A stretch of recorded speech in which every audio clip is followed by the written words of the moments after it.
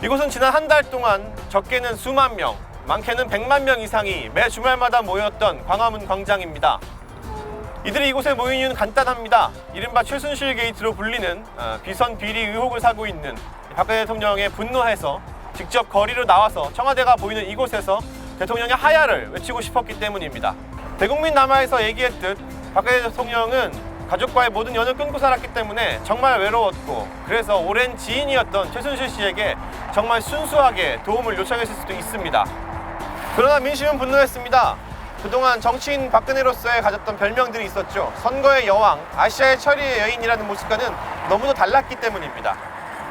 그래서 찾아봤습니다. 박근혜 대통령의 삶을 어린이들에게 설명하기 위해서 조명한 이른바 위인전이나 평전들 같은 책 속에서는 박 대통령이 어떻게 묘사되어 있는지 궁금해졌기 때문입니다. 저는 국가와 결혼한 첫 여성 대통령 박근혜라는 책을 통해서 박근혜 대통령이 대선 당시 그리고 정치인으로서의 삶을 어떻게 살아왔었는지에 대해서 조명해보고자 합니다.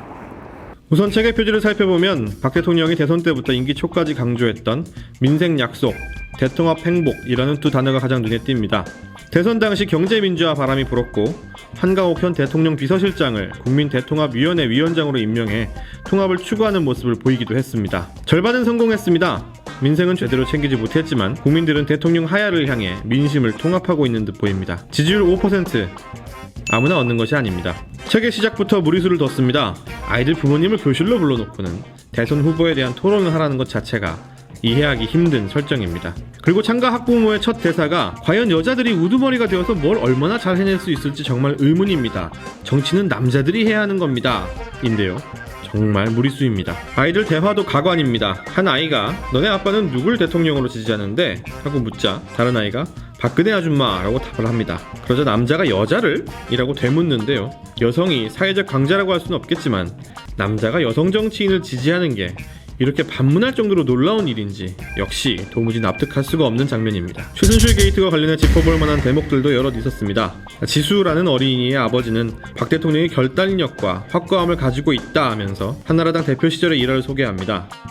박근혜 후보는 당 대표가 되었을 때 잘못을 한 당원을 검찰에 고발했어. 같은 당의 일원이라고 감싸주지 않고 마음은 아팠지만 정의를 위해서 그런 결단을 내린 거야. 잘못을 한 당원을 검찰에 고발할 정도로 결단력이 있는 분이 왜 최순실 씨는 잘라내지 못했는지 이해가 되질 않습니다. 소신을 지키려다 보니 엄청난 구박도 받고 야단도 맞지만 그것은 고집이 아니라 옳다고 생각하는 신념입니다 라는 박근혜 당시 대선 후보의 발언도 소개됐는데요. 최순실 씨를 지키려다가 국민에게 구박을 받으면서도 검찰 대면 조사에 응하지 않고 있는 자신의 모습을 혹시 신념에 가득 찼다라고 생각하시는 것은 아닌가 모르겠습니다. 이 책에는 지난 1998년에 출간된 박근혜 대통령의 일기집이죠. 고난을 벗삼아 진실을 등대 삼아 라는 책의 내용도 일부 나오는데요. 이 중에서 눈에 띄는 구절들이 있어서 소개해드리고자 합니다. 내가 그토록 도를 따라 어긋남이 없이 살려고 하는 목적은 무엇인가? 그것은 자신의 마음의 평화를 위해서이다. 그리 살지 않고는 마음이 결코 편할 수 없기 때문에 어쩔 도리가 없다. 배신하는 사람의 벌은 다른 것보다 자기 마음 안에 무너뜨려서는 안 되는 성을 스스로 허물어뜨렸다는 점. 취임 이후 정말 어긋남 없이 살려고 하셨는지 지금의 현실을 보면 안타까운 마음이 앞섭니다. 유승민 전 새누리당 원내대표를 향해 배신의 정치라는 표현을 쓰셨는데 국민들에게 배신감을 안겨준 이후에는 스스로의 마음의 성을 어떻게 관리하시는지도 궁금합니다. 지금까지 국가와 결혼한 첫 여성 대통령 박근혜라는 책에 대해서 함께 살펴봤습니다. 박근혜 대통령 지지를 하지 않는 사람들을 전부 다 여성 혐오론자로 매도하는 이런 다소 무리한 설정은 있었습니다.